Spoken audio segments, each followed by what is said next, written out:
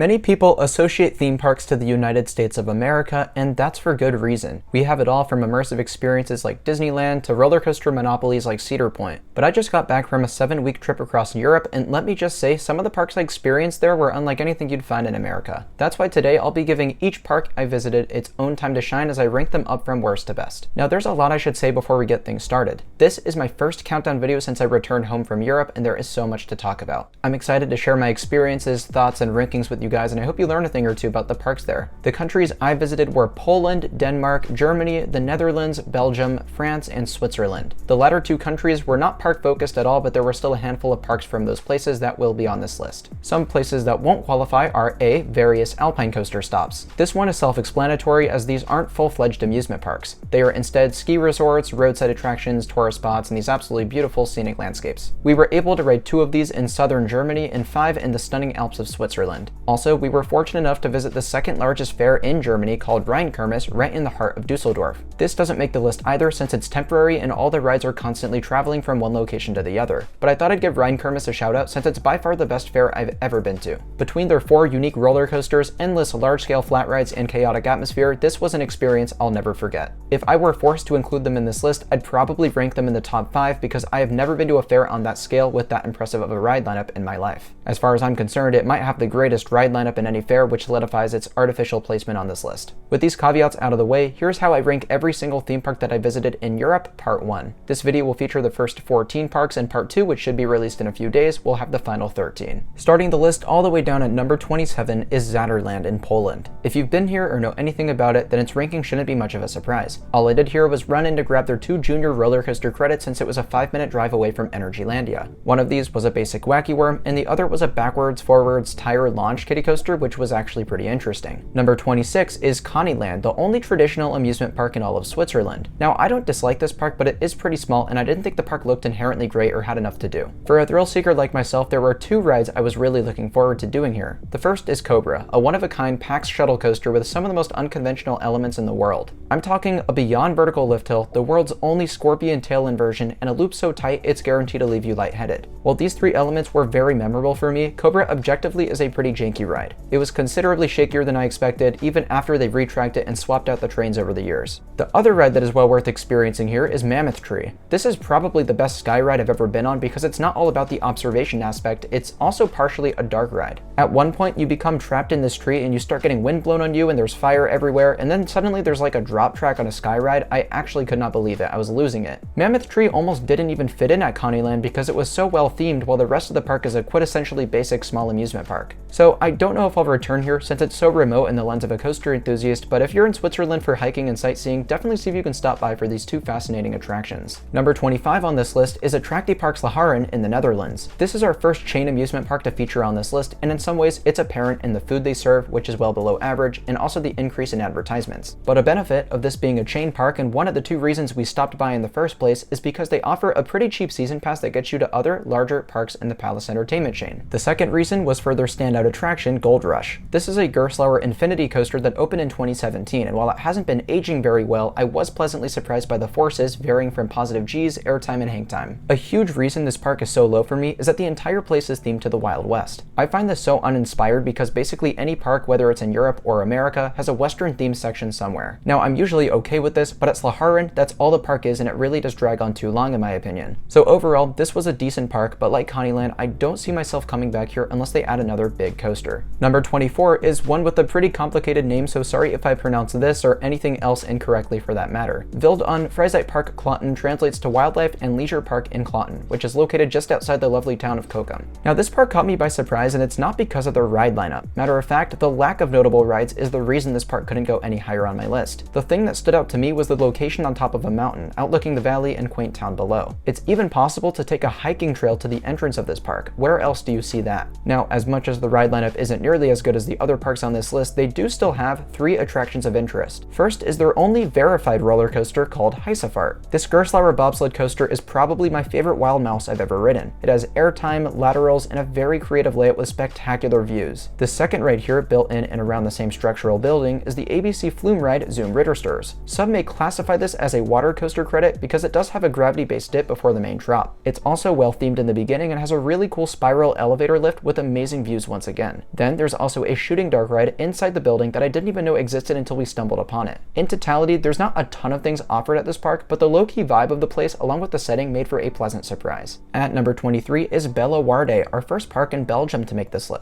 This family park is owned by the same group that operates the Wallaby parks and has more on offer than what first meets the eye. For starters, the park has a lot of really cool African animals, which I wasn't expecting to see. Second, Bellewaerde is home to the last remaining Hustopple Tower in the world, which is probably one of the strangest looking flat rides out there. Most importantly, however, this park offers 5 roller coasters and all of them are fairly unique. My favorite was Wakala, a Gerstlauer family coaster with a fun spike over the water and various track configurations. I also enjoyed Herdegon, the indoor zero coaster with some neat strobe lighting effects. You can also find the original Vekoma Boomerang here from 1984, and arguably the most bizarre attraction here, Dawson Duel. This is a 2-track racing alpine coaster that isn't located around a mountain or a forest, but is actually just put way in the air. Even the queue line is highly elevated. This is probably one of the weirdest choices for a coaster I've ever seen at a park, but in general, I enjoyed my few hours at Bellewaerde, and it's definitely worth the pit stop if you want to check out some rather unique attractions. Speaking of weird, number 22 is Bon Bon Land in Denmark. This park has an interesting history as it's based almost entirely around satire. Bon Bon is a candy brand that used to make flavors such as dog fart, horse poop, rat barf, etc., all sorts of weird stuff. One day they decided to build a theme park out of it, so now we have this monstrosity of a park. Most of you will know this place for their junior coaster, literally called Dog Fart. Aside from Rushbananen at Tivoli Gardens, this may be the most famous ride in all of Denmark, but they actually do have their fair share of good quality attractions too.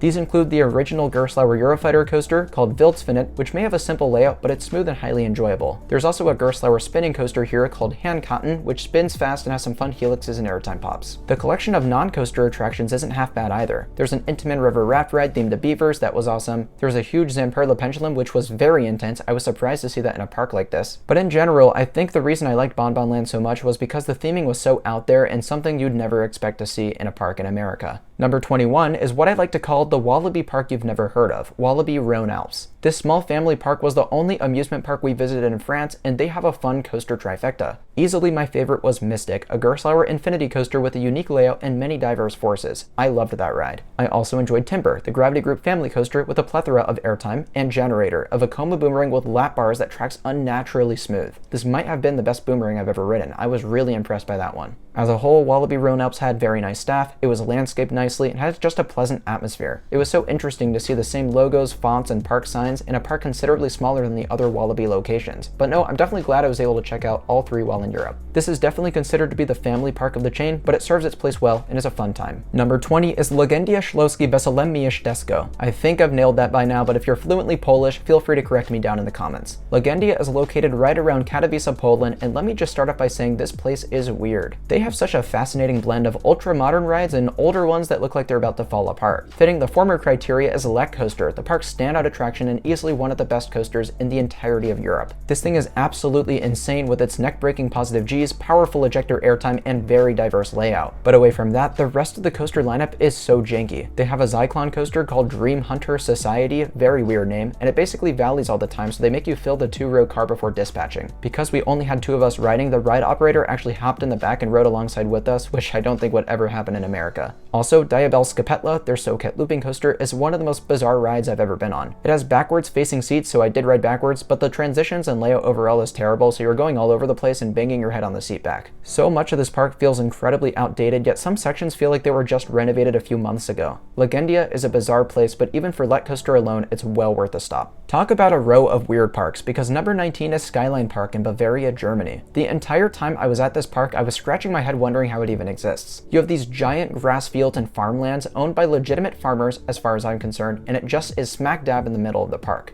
All of the rides are just plopped in random areas, and the park has no atmosphere or landscaping whatsoever. It is by far the most barren park I've ever been to, but the reason it ranks so high is because the ride lineup is shockingly impressive. I rode my first Mauer Skyloop here called Skywheel, and that was amazing. It's the only one that sends you through the track layout twice, and the extended ride time is much appreciated because this thing offers such a unique ride experience. But that's not the only bizarre coaster at Skyline Park. Take Skyrider for example. This is a suspended, spinning, elevator lift hill coaster that rides so unusual. visually. Sky Dragster is another rare one, a Mauer spike coaster where you control your speed and actually feel like you might valley at all times. Because I was short on time here, I wasn't able to check out any of the flat rides, but they actually had a terrific lineup from what I could tell. Now, rumor has it that Skyline Park will be receiving Germany's tallest roller coaster, or at least tallest drop on a coaster by 2024. I just don't understand where this park gets the money to build stuff like that, but if it's strange like the rest of the park, it'll certainly be enough of a reason to want me to get to come back. Number 18 on our list is Holiday Park in Germany. This park is known for one particular ride, and in my opinion, it's the best roller coaster in the country. Intamin said themselves that Expedition G-Force was their finest work, and you can really tell why. This ride has some of the strongest ejector airtime out there and makes this park worth visiting on its own. But I was honestly surprised that the rest of the park was also pretty nice. The appearance was fairly reminiscent of Plopsaland Japan in Belgium, which makes sense given the park was bought by the same company in 2010. Holiday Park has a handful of rides other than Expedition G-Force, such as Sky Scream, a Skyrocket 2 coaster, their Log Flume, and a Gerstlauer Skyfly that are also worth doing. It's also quite forested and has a decent atmosphere. I enjoyed my time here more than I expected, and I'll gladly return one day for their incredible Expedition G-Force coaster. Taking a step up in quality, number 17 is Tivoli Gardens, right in the heart of Copenhagen, Denmark. Now, of all the parks I visited in Europe, this one probably was the most overrated. I think it generates a lot of attention and recognition because its location is just so cool, but honestly, the ride lineup is not very strong. Rouge Bananen is their 1914 scenic railway coaster that was built before the invention of upstop wheels. Despite this, the airtime is insane and the ride is running very smooth, so this was easily the highlight of the park for me. They also have Damonen, which is decent, but probably the weakest floorless coaster I've experienced by B&M. I didn't think any of the elements stood out, but at least it was somewhat whippy. I used to always hear about Tivoli's flat ride lineup, but honestly it's a shell of what it once was. The only one I rode that interested me was Tic Tac, but I only got one flip, so the ride experience was pretty mellow. Before the COVID shutdowns, they were also home to Vertigo, which was arguably the greatest flat ride in the world. It won awards because it was so intense and so powerful, but its low capacity and troubling maintenance cost meant the park had to tear it down, and I'm upset I never got the chance to ride it. So now, as a thrill seeker, I'm kind of stuck with two coasters, one of which is below average for the ride genre, and the other one is really good, but is it really worth coming out just for that? Anyways, so why does Tivoli Gardens rank this high in the first place if all I'm doing is complaining about the rides? Well, it's because it's an absolutely beautiful park. Stunning buildings, great landscaping, water bodies all over the place, and some very high-class restaurants. But if you want to eat at one, you'll be charged a leg and a kidney, and that goes for the admission fee too. I really don't think you should be paying over $65 for a park like this. It's a city park that covers a block, so it's pretty small, and it doesn't offer enough to justify a price that high. I did really enjoy the atmosphere, and the park is very pretty, but I'm not dying to come back as much as I thought I would. The next park to make this list is number 16, Movie Park Germany. Out of all the parks that we visited, this one might feel most similar to an American park. I think of something like Six Flags, which makes a lot of sense because at one point this was a Six Flags owned property. Now, I do think Movie Park does theming much better than most Six Flags parks, but the actual park experience, the music that they play on the midways, and the rides feel very reminiscent to one. Movie Park Germany did have 5 attractions that were well worth coming out to experience, 3 of which were roller coasters and the other 2 were actually water rides. Star Trek Operation Enterprise is a well-themed mock multi-launch coaster that has a large variety of forces, but none outside of the hang time is all too strong. They do have 2 fantastic indoor coasters though. One is called Movie Park Studios and the other Van Helsing's Factory. The themes are wildly different and the ride models have little alike, but they both do the dark ride thing very well and have some surprising thrills. As for the water rides, Excalibur is one of the best themed river rapids rides in the world. There may not be any drops and the rapids aren't too intense, but I was so glad I got to ride it. Area 51 is a flume ride that I was expecting to be something like a Shoot the Chutes, aka a lift hill, maybe a little bit of theming, and then a big drop, but no, this thing had indoor drops, a backward section, and the alien animatronics were amazing. This was easily the most surprising water ride of the trip, and I think it rounds out a pretty engaging collection of themed rides and coasters. Cracking the top 15 is a pretty underrated park, Bobbejaanland in Belgium. Most locals told me ahead of time not to expect too much from this park as it might feel a little outdated, or maybe the ride lineup was weak, etc, etc. But I actually had a blast here, and I think their coasters were an interesting blend. Fury is easily the standout here. It's a Gerstlauer Infinity coaster from 2019, known for its voting system where riders can choose to ride forwards or backwards. Either way it's great, but backwards is a whole new beast. The forces, the airtime, the positives, they were all great, and this thing was just very, very impressive. They also have the second ever Gerstlauer Eurofighter called Typhoon. That one was just okay, but at least had some great hang time. Naga Bay was a fabulous spinning coaster with a great location, and it was really quite smooth.